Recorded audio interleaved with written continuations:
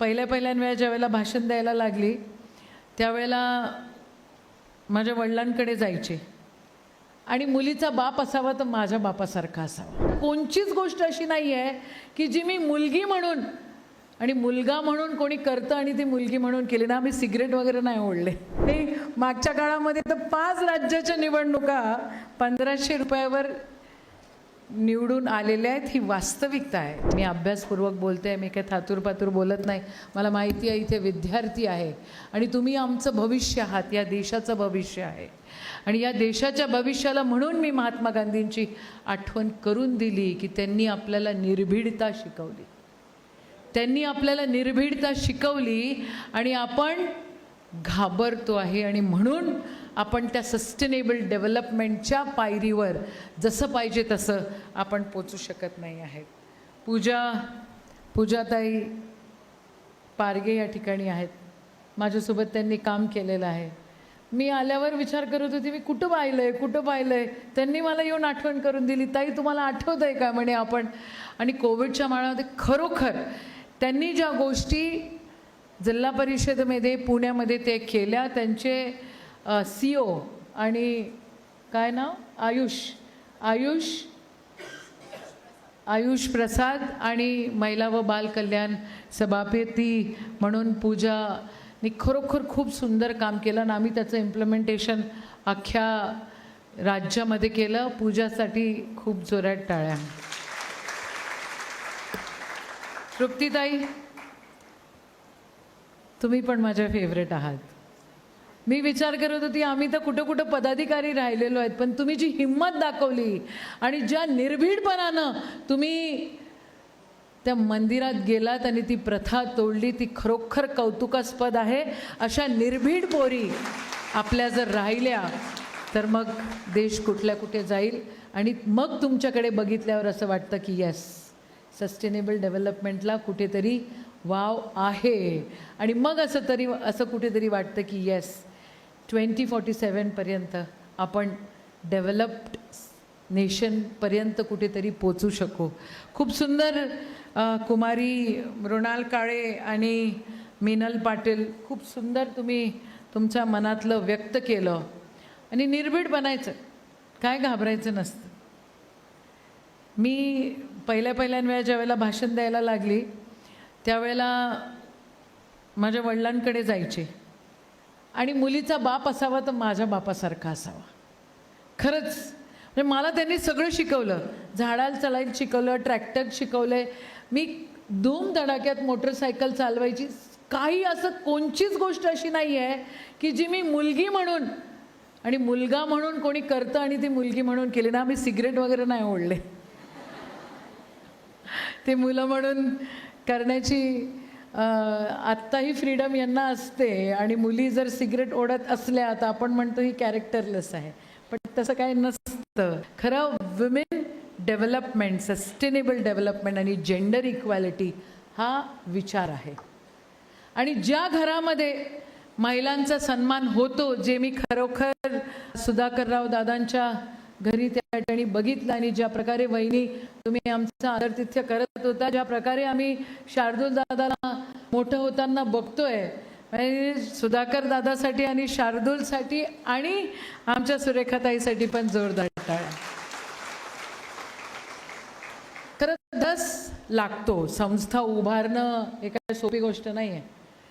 ऐरा गैरा नथू कैरा हे करू शकत नाही. तुमच्यात दम असावा लागतो आणि तो दम या परिवारामध्ये आहे हे मी अनुभवलेलं आहे. आणि हा मौका घेते की तुम्ही मला उत्कृष्ट आमदार म्हणून पण माझा सत्कार या ठिकाणी केला होता. आणि आज मी काहीच नसताना, मी काय आमदार नाही आहे, आज मी मंत्री नाही आहे, तरी तुम्ही मला बोलवलं, माझा आदरातिथ्य केला आणि माझी आठवण केली.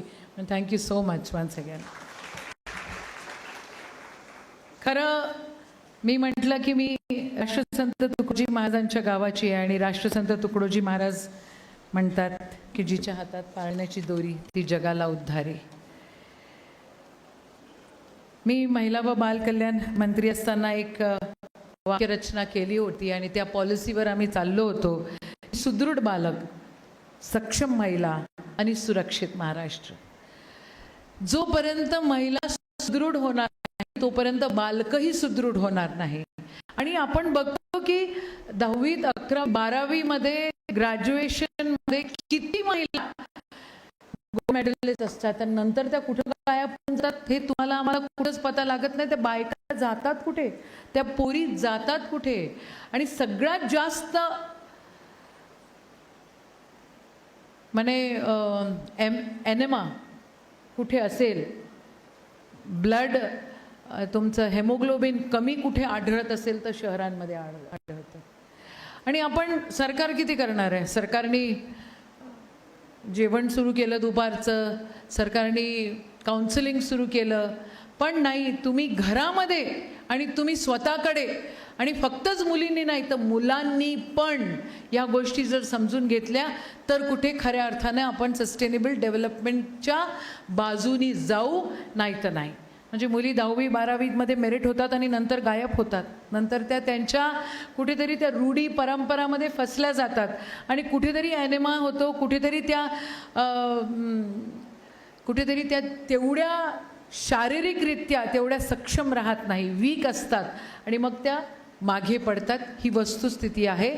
UN वुमेनचाच हा अहवाल आहे, ही फॅक्ट आहे. आपण जर आपल्या शरीराकडे, आपण जर आपल्या मानसिकतेकडे, आपण जर आपल्या आहाराकडे आपण जर लक्ष दिलं नाही तर मग आपण व्यवस्थित विचार पण करू शकत नाही. आपण आहाराकडे दुर्लक्ष केलं. महिलांचा सहभाग सगळीकडे वाढला पाहिजे. हा इंटरनॅशनली सब्जेक्ट असतो आणि UN तर सातत्याने त्याच्यावर वाक्यप्रचार करत असते. भरपूर देशांनी, आपल्या देशातल्या भरपूर राज्यांनी 33% रिझर्वेशनचा इशू उचललेला आहे. लोकल सेल्फ गव्हर्नमेंटमध्ये तो इशू आहे. पण जसं तृप्तीताई म्हटल्या की महिला आता दिसायला लागलेल्या आहेत. ताई, आत्ता कुठे दिसायला लागलेल्या आहे? नाही तर सरपंच महिला झाली की सरपंचपतीच मोठा होत होता. आणि आजही तुम्ही जर संसदेत बघितलात, युवा सांसद आहेत, आजही तुम्ही जर संसदेत बघितलात तर वी आर ओनली 21%.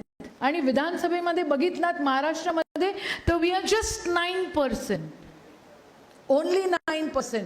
आणि त्याच्यातही जर तुम्ही बघितलं तर राजकारणाची पार्श्वभूमी असलेल्या घरातूनच महिला त्या ठिकाणी समोर आलेल्या असतात. 75, 80, 90% महिला त्याच्यातूनच आलेल्या आहेत. खऱ्या अर्थानं आपल्याला जर म्हणजे 50% पॉप्युलेशन, हो की नाही, आहात की नाही तुम्ही? 50% आहात ना. आजकाल मोठ्या मोठ्या पार्ट्यांना त्याचं महत्त्व कळायला लागलं म्हणून 1500 रुपये देऊन मतं नक्की घेत आहेत.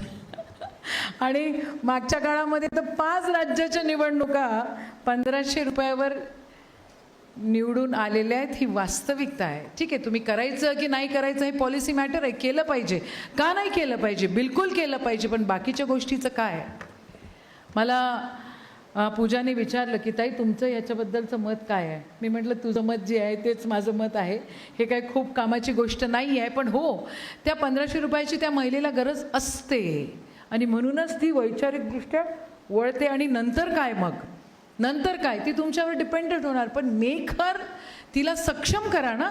तिला तेवढा पगार मिळाला पाहिजे, तिला तेवढं उत्पन्न मिळालं पाहिजे.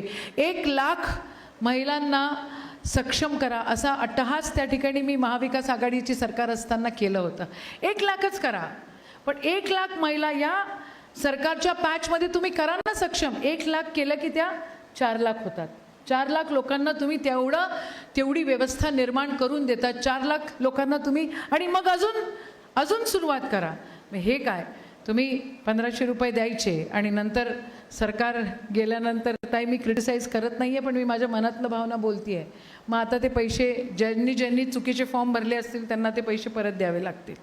मग परत त्या कुठून देणार? कारण त्यांनी तर ते खर्च केलेले असतात आणि ती गरज असते म्हणून त्यांनी ते काढलेली असतात, म्हणून तर चुकीचा फॉर्मही भरलेला असतो. म्हणजे मी बघितलं आहे, मी एक युवती संवाद म्हणून एक ग्रुप चालवते माझ्या मतदारसंघामध्ये, आणि मुली आल्या आणि मी मुलींना विचारलं की बाबांनो किती जणांनी फॉर्म भरले रे? तर सगळ्यांनी फॉर्म भरले. त्यातले 80% लोकांना ते पैसे मिळाले आणि त्याच्यातले आत्ता 80% मिळाल्यांना 60% आता परत करावे लागणार आहे, अशी परिस्थिती आहे.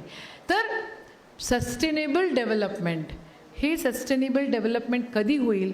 ज्या वेळेला खऱ्या अर्थाने आपण निर्भीड बनू, खऱ्या अर्थानं आपण पार्टिसिपेट करू, 33% रिझर्वेशनच्या पलीकडे जाऊन. म्हणजे आपल्या देशाने भंडार नायका बांगलादेशच्या ना त्या पहिल्या पंतप्रधान होत्या, त्या 1960मध्ये होत्या बहुतेक, आणि 1966मध्ये नंतर इंदिरा गांधी झाल्या होत्या. पण Indira Gandhi was criticised. Indira Gandhi was criticised.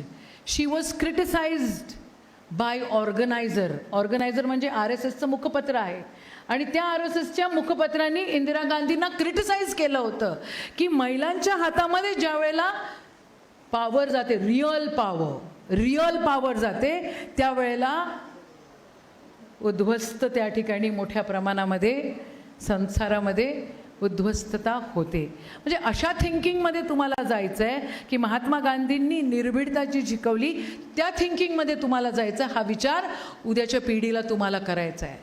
हा विचार तुम्हाला करायचा आहे. म्हणजे जगामध्ये कुठली फ्रान्सला 35 इयर्सची प्राईम मिनिस्टर कोणच्या फ्रान्सच्या आहेत ना त्या. शी वॉज जस्ट 35. म्हणजे त्या देशात होऊ शकते, तर मग इथं का नाही? आपल्या देशाचा जर तुम्ही विचार केला तर कर्नाटकमध्ये फक्त 3% महिला त्या ठिकाणी राजकारणात आहेत. मग त्याच्या कंपॅरिझनमध्ये महाराष्ट्रामध्ये 9% तरी आहेत.